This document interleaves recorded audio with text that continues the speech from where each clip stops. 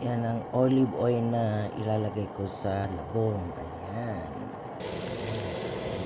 Isa na natin ang sibuyas.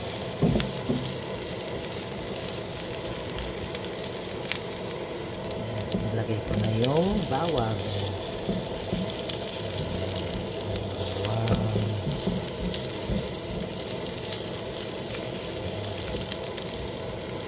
Yan na, malapit ng maluto. Nilagyan ko lang ng konting soy lang ang nilagay ko.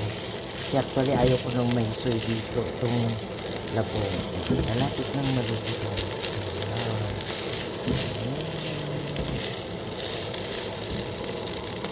Ayan, malapit ng maluto.